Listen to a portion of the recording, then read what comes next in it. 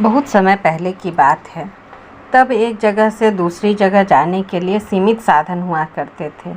गरीब लोग पैदल चलकर ही एक जगह से दूसरी जगह तक जाते थे। अमीरों के लिए घोड़े, बैलगाड़ी और पालकी का प्रचलन था। ज़्यादातर रास्ते जंगलों के बीच से होते हुए गुजरते थे। उसी समय जंगल के करीब कमलपुर नामक एक छोटा सा गांव था। वहाँ की आबादी भी बहुत कम थी। एक औरत अपनी बेटी के साथ कमलपुर गांव में रहती थी। अपने पति के असमय देहांत के बाद परिवार के गुजारे के लिए उसने खेती करनी शुरू कर दी। इस तरह माँ बेटी का गुजारा चलने लगा। उसके खेत जंगल के करीब थे। उस जंगल में बहुत सारे खूंखार जंगली जानवर रहा करते थे। औरत को जंगली जानवरों से कोई डर नहीं लगता था। दिन भर वह अकेली खेत में काम करती रहती थी। हल चलाना, मिट्टी को समतल करना, धान के बीज बोना, सिंचाई करना, कटाई, सफाई आदि सारा काम वह खुद करती थी। बेटी धीरे धीरे बड़ी होने लगी और एक समय आया जब वह गांव की सुंदर एवं सुशील युवतियों में गिनी जाने लगी। माँ की भी उम्र ढल रही थी और कड़ी मेहनत करने के कारण वह असमय बूढ़ी हो चली थी। बेटी को माँ की बड़ी चिंता होने लगी। एक दिन वह सड़क से कुत्ते के 2 पिल्लों को उठा लाई। बेटी ने माँ से कहा, माँ, आज से ये दोनों भी हमारे साथ ही रहेंगे। इनकी माँ नहीं है। जंगल के किनारे सड़क पर पड़े हुए थे। मैं उठाकर नहीं लाती तो अब तक वह बदमाश लोमड़ी आकर इन्हें हजम कर जाती। देखो ना, कितने प्यारे बच्चे हैं। इनकी आंखें काली, छोटी और कितनी चमकीली हैं। माँ को भी दोनों पिल्लों पर दया आ गई और वह दोनों की पीठ को प्यार से सहलाने लगी। ममता भरे हाथों से छूते ही दोनों माँ की गोद में बैठने को उतावले हो गए। धीरे धीरे दोनों माँ बेटी के छोटे परिवार के सदस्य बन गए। दोनों को खाना खिलाए बिना माँ खुद नहीं खाती थी। एक का रंग काला था और दूसरे का सफ़ेद। माँ काले को कोउला और सफ़ेद रंग वाले को बउगा कहकर बुलाती थी। धीरे धीरे कोउला और बउगा बड़े होने लगे। दोनों अब माँ की आंखों के तारे बन गए थे। माँ जहाँ भी जाती दोनों उसके पीछे पीछे चलते। माँ की एक आवाज़ से दोनों अपनी पूँछ हिलाते हुए उसके पास हाजिर हो जाते थे। अब बेटी ने राहत की सांस ली। जंगल की लोमड़ियाँ बड़ी शैतान थीं। माँ अब अकेले खेत में काम करती रहती थी। 2 लोमड़ियाँ हमेशा उसके इर्द गिर्द घूमती रहती थी। एक दिन माँ ने तंग आकर अपनी चाकू उनकी तरफ मार फेंकी। चाकू जाकर एक के गले में लगा और अधिक खून बहने के कारण वह उसी वक्त चल बसी। दूसरे ने किसी प्रकार भागकर अपनी जान बचाई। रात को सोते समय जब माँ ने बेटी को यह कहानी सुनाई, बेटी मन ही मन डरने लगी। अब दूसरी लोमड़ी मौके की तलाश में रहेगी कि कब माँ को नुकसान पहुंचाकर अपने साथी की मौत का बदला ले सके। गांव के कई लोग दुष्ट लोमड़ी के पंजे से घायल हुए या मारे जा चुके थे। इसलिए बेटी ने माँ की सुरक्षा के लिए उन कुत्तों का इंतजाम कर दिया। एक दिन महाजन ने अपने रिश्तेदार के बेटे के लिए बेटी का हाथ मांगा तो माँ की खुशी का ठिकाना नहीं रहा। लड़का पढ़ा लिखा, होशियार एवं स्वस्थ था। जमीन जायदाद से भरपूर घर परिवार पाकर माँ का सीना चौड़ा हो गया। भगवान का लाख लाख शुक्र है कि उस गरीब दुखियारी की बेटी ऐसे खाते पीते घर की बहू बनेगी। बड़े धूमधाम से उसने इकलौती बेटी का विवाह संपन्न किया। बेटी भी कोउला और बउगा के भरोसे माँ को छोड़कर रोती हुई ससुराल चली गई। अब माँ बिल्कुल अकेली रह गई। फिर भी बिना डरे वह अपने पालतू कुत्तों के साथ सुख से रहने लगी। कई बार लोमड़ी रात के समय माँ पर पंजा मारने की नाकाम कोशिश कर चुकी थी। जैसे ही वह कुटिया की तरफ बढ़ती, पता नहीं कहाँ से कोउला और बउगा हाजिर हो जाते और उसे उल्टे पांव भागना पड़ता। वैसे भी लोमड़ी कुत्तों से बहुत डरती हैं। इस प्रकार कई महीने बीत गए। धीरे धीरे माँ को बेटी की याद सताने लगी। इतने दिनों उसकी कोई खबर नहीं मिली। इसलिए एक दिन माँ कोउला और बउगा पर कुटिया की जिम्मेदारी सौंपकर बेटी से मिलने निकल पड़ी।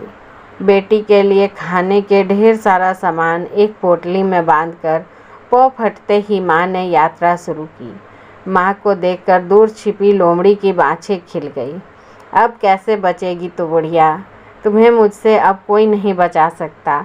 वे मुँहे कुत्ते तो दूर घर की पहरेदारी करते होंगे। लोमड़ी मन ही मन मुस्कुरा उठी। बूढ़ी को मारकर कई महीनों तक वह खा सकेगी, ऐसी कल्पना करके उसके मुंह में पानी आ गया। जैसे ही माँ गांव की सीमा पार करके जंगल से गुजरने लगी, लोमड़ी उछलकर उसके सामने आ धमकी। अचानक आंखों के सामने भूखी लोमड़ी को देखकर माँ समझ नहीं पाई कि अब करें तो क्या करें, कैसे खुद का बचाव करें।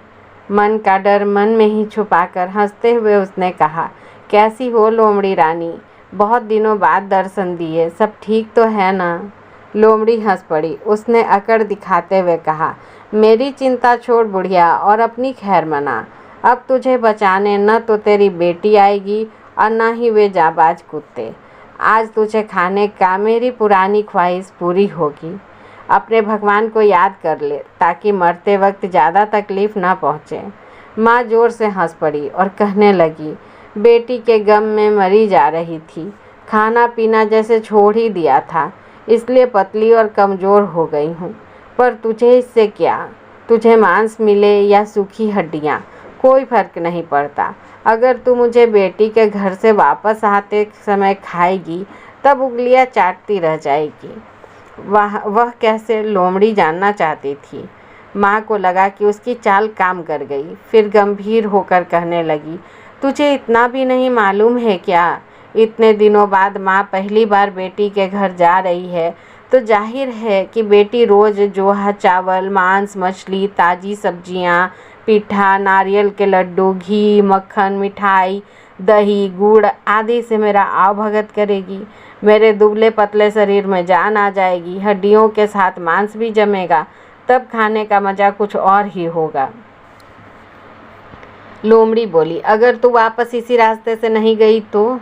माँ बोली, तो क्या मैं बेटी के घर पूरी जिंदगी रहूँगी? ऐसा करके बिरादरी में नाक कटवानी है क्या? तू मानती है तो मान, वरना मैं चली। बेवकूफ़ लोमड़ी मान गई। माँ भी किसी प्रकार अपनी जान बचाकर हाँफते हाँफते बेटी के घर पहुँची। माँ को देखकर बेटी की आंखें छलक आई। दोनों एक दूसरे के गले मिल गए और स्वर्गिक सुख का अनुभव किया। बेटी ने कहा, अब आई हो तो कुछ दिन यहाँ आराम से रहो और मुझे अपनी सेवा करने का अवसर दो। माँ बेटी का सुख देखकर खुश हुई। कई दिन आराम करने के बाद अचानक माँ को कोयला और बौगा की याद सताने लगी। पता नहीं दोनों को खाने को कुछ मिला भी होगा या नहीं। उसका रखा हुआ खाना तो वे कब के खा चुके होंगे। बेटी को समझा बुझाकर माँ घर वापस चलने को तैयार हुई, पर जैसे ही लोमड़ी को दिए हुए वचन याद आए कि वह उसी रास्ते घर वापस आएगी और उसका भोजन बनेगी, तो मन बैठ गया। बेटी के पूछने पर उसने सारी बातें बता दी।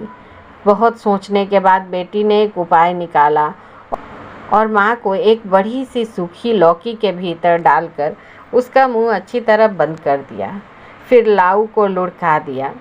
माँ भी लुढ़कती हुई जंगल के बीचों बीच से गुजरने लगी। रास्ते में लोमड़ी बुढ़िया की राह देख रही थी। एक लौकी को लुढ़कते आते देख उसका माथा ठनका। तो हो न हो इसके अंदर कुछ मूल्यवान वस्तु छुपाई गई है। उसने सामने आकर लौकी को रोक दिया और उलट पुलट कर देखने लगी। उसे उठाते ही लौकी का मुंह खुल गया और बुढ़िया निकल आई। लोमड़ी सारी चालाकी समझ गई। अब तू मुझसे कैसे बचेगी? बड़ी चालाक बनती है। अब तुझे मुझसे कोई बचा नहीं सकता। कोई आखिरी इच्छा हो तो बताओ। डरती हुई माँ बोली, मैंने जीवन में बहुत काम किया पर कभी नाच गाना नहीं किया। मैं नाचना और गाना चाहती हूँ, यही मेरी आखिरी इच्छा है। लोमड़ी ने सोचा, ये कैसी इच्छा है? जो भी हो, मुझे इससे क्या। फिर बोली, ठीक है, जल्दी से करो, मुझे बहुत भूख लगी है। माँ ने मौके का फ़ायदा उठाया और ज़ोर ज़ोर से गाने के बहाने चिल्लाने लगी, कोयला बौला आ जाओ, मुझे लोमड़ी खाने जा रही है। कोयला बौगा के आते ही लोमड़ी भाग जाती है। कोयला बौगा आ जाओ, मुझे लोमड़ी खाने जा रही है। कोयला बौगा के आते ही लोमड़ी भाग जाती है। माँ बार बार एक ही सुर में गाते नाचते हुए कुटिया की तरफ बढ़ने लगी और अपने बेटे समान कौला बउगा को पुकारने लगी। लोमड़ी भी इन सब से अनजान गाने की सुर में नाचती जा रही थी। इसी प्रकार नाचते गाते माँ अपने घर के करीब आ गई। उसकी आवाज़ कुत्तों के कानों तक पहुँच गई। कौला बउगा झट समझ गए कि उनकी मालकिन खतरे में है और दोनों जोर जोर से भौंकते हुए जंगल की तरफ दौड़ने लगे। जैसे ही उन्हें लोमड़ी दिखी, वे गुस्से से लाल पीले हो गए और उसे दबोचने के लिए उसकी तरफ कूद पड़े। नाचती हुई लोमड़ी सामने मौत रूपी कौला बउगा को देखकर दंग रह गई और अपनी पूंछ लटकाकर उल्टे पांव भागने लगी। आगे आगे लोमड़ी और पीछे पीछे कुत्ते भागे जा रहे थे। दोनों लोमड़ी को भागते भागते जंगल के दूसरे छोर पर पहुंच गए।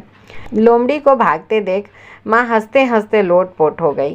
थोड़ी देर बाद कौला और बउगा आकर माँ के गले लग गए। माँ ने दोनों की पीठ सहलाई और भरपूर प्यार जताया। उस दिन के बाद गांव के किसी भी व्यक्ति ने दोबारा उस दुष्ट लोमड़ी को नहीं देखा।